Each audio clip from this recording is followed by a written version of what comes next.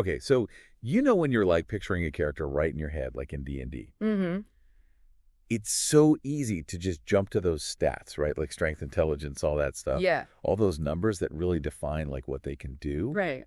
But like, what if I told you that like the actual magic, the thing that makes a character really memorable, like lies beyond the numbers? Oh, absolutely. I mean, the mechanics are important. You know, they provide the framework, but it's the personality, the background that truly gives them their soul. Yes. That's exactly what we're going to deep dive into today. Okay. And we are looking at the personality and background chapter from the D&D 5th edition Basic Rules. All right. And we have some handy excerpts from D&D Beyond to help guide us through it. Cool. So think of this deep dive as like your express route to figuring out how these sometimes overlooked details, like, you know, a simple name, right? Mm-hmm. Or a really unique habit, or even just like the story of where they came from. Like, those are the building blocks of a truly unforgettable character. For sure. And that's what we want to show you today. Yeah. We're going to go from like surface level all the way to the deeply personal. Right. And hopefully you'll get to see how you can just infuse your characters with so much depth. Yes. And, you know, maybe even like look at people in your life differently. Yeah. It's like it gives you a whole new perspective. Right. So let's lay some groundwork. Yeah. We're going to talk about some character basics. Right. Name and physical description. Okay. So it might seem kind of basic, but even just a name can say a lot about your character. It really can. I mean, I think about it this way, right? You have Pika Whalen. Right. And then you have Artemis Untrary. Okay. Yeah. Two very different names. Yeah. Tika sounds very common, you know, maybe like an ordinary background, maybe someone who wants to blend in, but Artemis Untrary. Sounds very mysterious. Right. Like there's some mystery there. It's like sharper. Yeah, it's a sharper name, right? Yeah. It hints at a life in the shadows, a professional killer. Exactly. It's like their first impression is just like, bam, there it is. In a single word, right? Right in the name. Huh? Okay, so then we get into like how a character looks, right? Okay. And there are actually some rules for height and weight. There's some guidelines, yeah. Yeah. Not necessarily rules, but yeah, guidelines. I like that. I like that distinction. So tell me about these guidelines. So for some of the common races, you know, like your humans, your hill dwarves, mountain dwarves, elves, halflings, they actually give you a base height and weight. Oh, okay. And then you roll some dice to add on top of that. Oh, that's interesting. Yeah. So like for humans, it's 4 feet 8 inches is the base height. Okay. And then you roll 2d10 and you add all those inches. Oh, so it can vary quite a bit. It can vary quite a bit, yeah. Gotcha. And then for the weight, it's 110 pounds is the base. Okay. And then you roll 2d4 and you multiply that result by the base. Okay, I got you. So it can... So it's like a range. Yeah, it's a range for sure. Okay. And they use Tika as an example in here. Oh, perfect. Her player rolled a 12 on the 2d10, so that made her 5'8". Wow, she got lucky. Yeah, she's pretty tall for a human, you know? Yeah. And then a 3 on the 2d4 for the weight. Okay. So that brought it to 146 pounds. Okay, cool. But again, those are just guidelines. Right. I don't have to use them. You just pick whatever you want. You can pick whatever you want. You can even think about, like, you know, does their strength score influence their height and weight? Yeah. Does their constitution score influence their physique? Right. You know, a big, strong warrior is probably going to be bulkier. Yeah. A nimble rogue's going to be more wiry. Yeah, totally. So you can think about those things. I like that. Okay, so this is where it starts to get really interesting for me. Okay. So the rules actually explicitly talk about sex, gender, and sexual orientation. Yes. And it really emphasizes, like, you as the player, you get to decide this. Yeah, and this is really cool because it means that you can really move beyond, like, the traditional binary concepts. Right. You know, they even use the example of Corellon Larithian, who is this elven deity who is depicted as androgynous. Oh, wow. Yeah, so you can have characters that don't conform to, like, societal norms. Yeah. You can have someone who identifies as non-binary. Right. Or whose gender identity is different from the sex they were assigned at birth. Yeah. And similarly, like, sexual orientation is entirely up to you. Wow, that's cool. It's your choice. It's like very freeing. Yeah, and it allows you to create all these diverse and authentic characters that reflect, like, the real world. Like the whole spectrum of human experience. Okay, cool. Yeah. So after those sort of like core details, then we get to the other physical characteristics. Okay. This is like, Yeah. The fine details. Yeah, like age, hair, eyes, skin. Yeah, all that good stuff. Yeah. And this is where you really add like more personality to their visual, right? Right. Like a distinctive scar, a nervous twitch, a unique tattoo. Like these little things can instantly make them so memorable. Right. And it can also give you clues about their history. Like what happened there. Right, exactly. So if we look back at Tika and Artemis, okay, they describe Tika with a youthful vibrancy. Okay. Auburn hair, green eyes, freckles. So you can kind of picture her. Right. She's younger.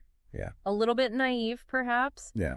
But then you have Artemis, who's described as having this hardened appearance. Okay. And they specifically call out his lifeless gray eyes. Oh, wow. And you can imagine, like, he's lived a hard life. Right. He's seen some things. He's done some things. Yeah. Yeah, exactly. Okay, so we got, like, a really good sense of who these people are physically. Yeah.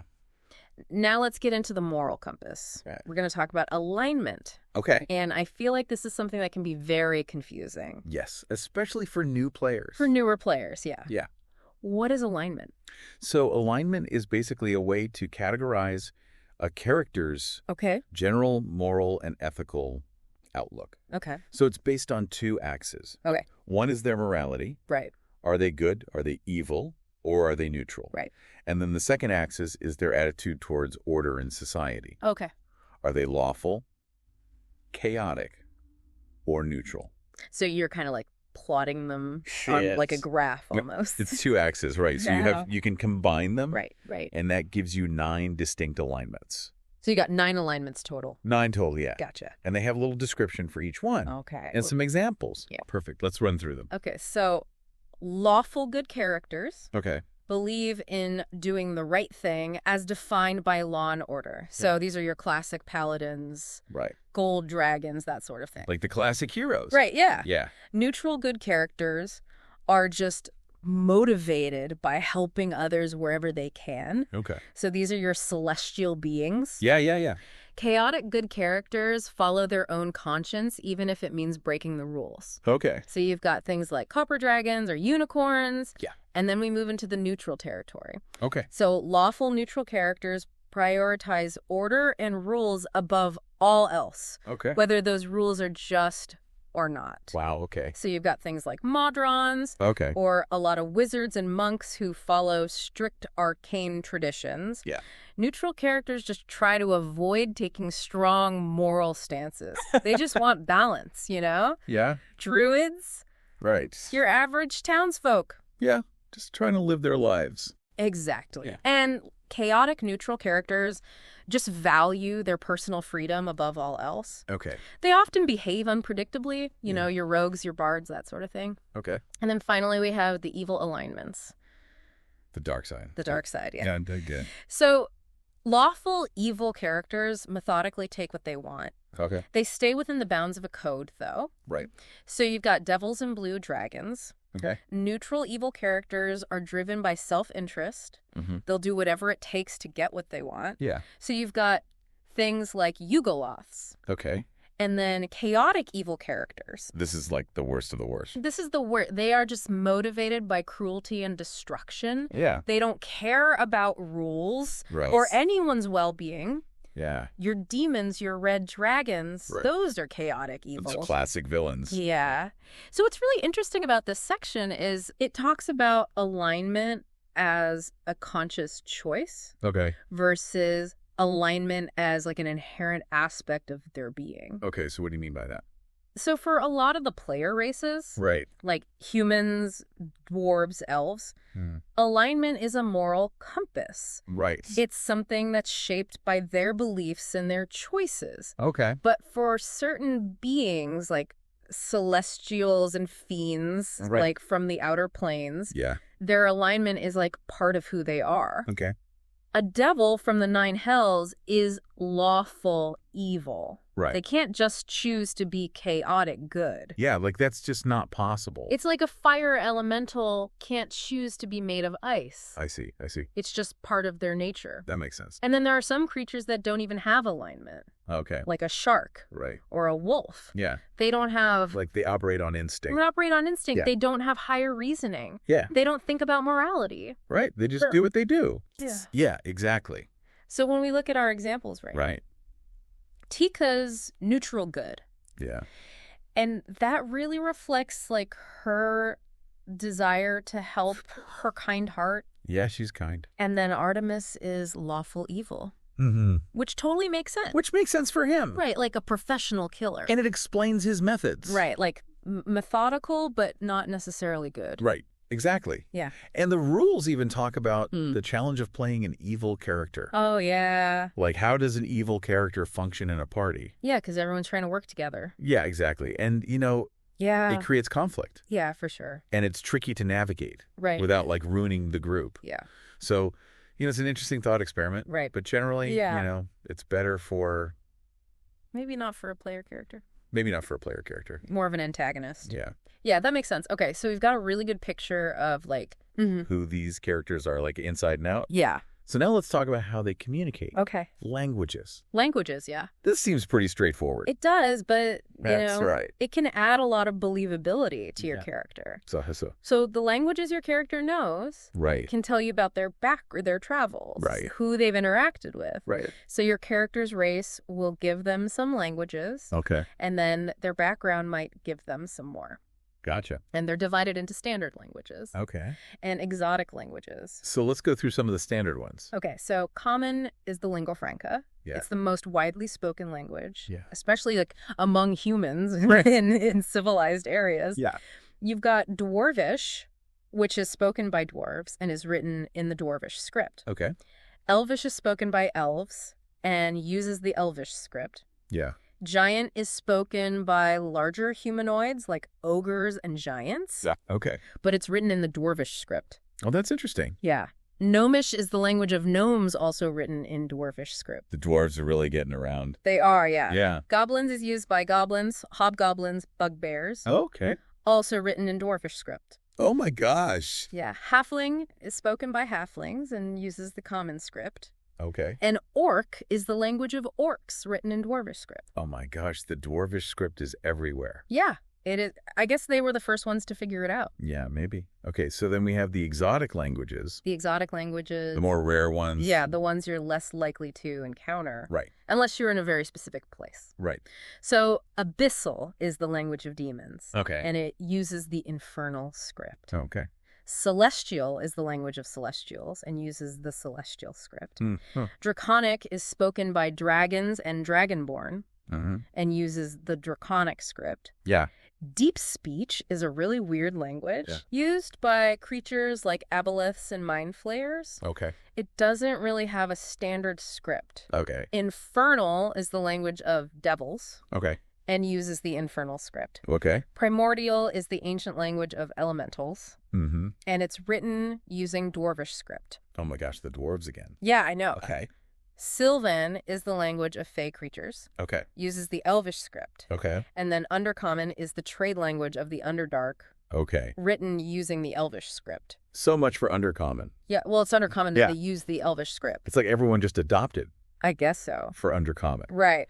Okay, so this really paints a picture, like, of all these different cultures and laws and realms and things. And you mentioned that some languages have dialects. Yeah, so some of them are like, they're like families with regional variation. Right. So like Primordial has 4 main dialects, each associated with one of the elemental planes. Makes sense. So you have Aran for air, right, Aquan for water, Ignan for fire, and Terran for earth. Right. So speakers of different primordial dialects can usually understand each other. Right. It's kind of like British and American English. Right, it's like that, yeah. Yeah. Where it's like you can mostly get it. Right. Okay, so now we are getting into the really personal aspects. Okay. Personal characteristics. Yeah. This is where a character really starts to feel like an individual with their own quirks. And their own motivations. Yeah, motivations, yeah. Yeah. So this section goes through 4 things. Okay. That define a character's personality. Okay. You got personality traits, ideals, bonds, and flaws. Yeah. So these are the things that make them more than just a collection of numbers. Right. It's their everyday habits, what they value most. Right.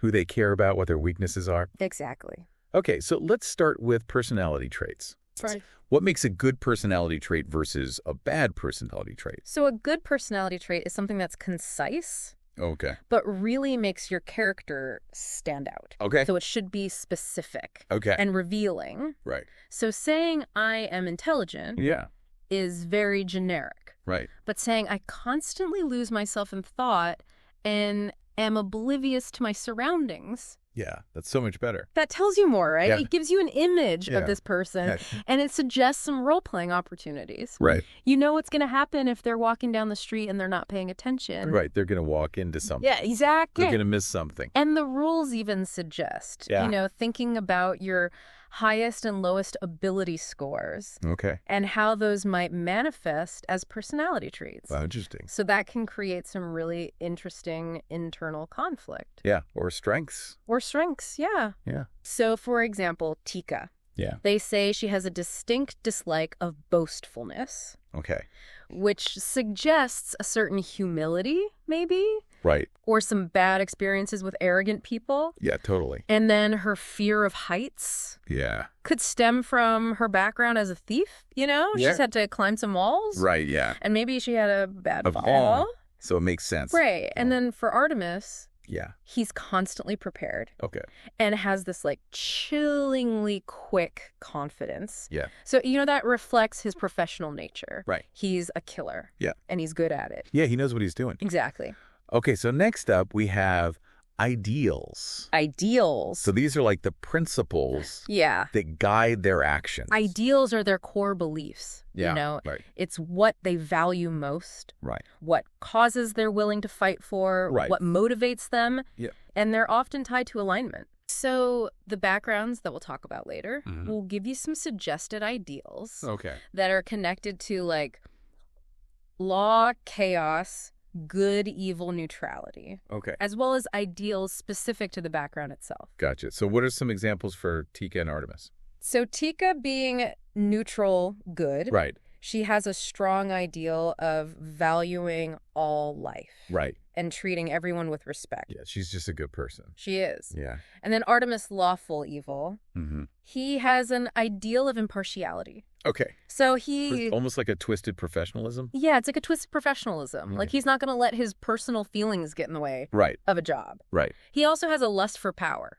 So he wants to be in control. Makes sense for a lawful evil character. He does. Yeah, okay, cool. So next we have bonds. Bonds. So these are the connections that a character has to people, places, things, or events. Right. And they can be very powerful motivators. Yeah, for sure. If you threaten someone's bond, they might do something reckless. Right. They'll go to great lengths. Exactly. Yeah. So for Tika, her bond is to the inn of the last home. Right. And her friends that she made there. Yeah. And if you've read the books, you know that gets destroyed by the dragon armies. Right. So that fuels a lot of her actions. Right. That's a huge motivating factor. It is, yeah. Yeah. And then Artemis has a more complex bond. It's okay. He has this respect and rivalry with Drist Doradin. Oh, interesting. So it's he sees... a different path his life could have gone. Yeah, exactly. Yeah. It's almost like a shadow of a conscience. Oh, wow. Okay. He could have been Drist. Right. But he chose a different way. Yeah. Okay, that's really fascinating. Yeah. So then finally we have flaws. Flaws? Because nobody's perfect. Nobody's perfect. Not even our fantasy heroes. So what are flaws? So flaws are their vices, their compulsions, their fears, their weaknesses. Okay. The chinks in their armor, the things that can be exploited, the things that might cause them to make a mistake. Yeah, and it makes them feel more real. It makes them feel more human, yeah. Even if they're a powerful wizard or a fearsome warrior, they're still flawed. They still got problems. They got problems. Yeah. Okay, so what are some examples for Tika and Artemis? So Tika is naive. Okay. And emotionally vulnerable. So, that's something that people could exploit. Right, yeah. And then Artemis suffers from isolation. Okay. He can't form genuine bonds. Wow. Or relationships. Yeah, that's like a huge weakness. It is a huge weakness. In a way. Yeah. Okay, cool. So it's really amazing how much more depth all this adds. It does. Than just saying, oh, they're lawful good. Yeah, you get a sense of their inner world. Right, exactly. You really get to see who they are. Okay, so let's talk about inspiration. Okay. This sounds like kind of a fun little bonus. Yeah, it is. For really, like, embodying your character. Yeah, so inspiration is a mechanic that the DM can use to reward you when you role play your character well. Okay. So when you really embody their personality traits, their ideals, their bonds, their flaws, right, the DM can give you inspiration. Okay. And when you have inspiration, right, you can spend it to gain advantage on a roll. Okay. So that could be an attack roll, a saving throw, or an ability check. And advantage means you roll twice and take the higher one. Exactly.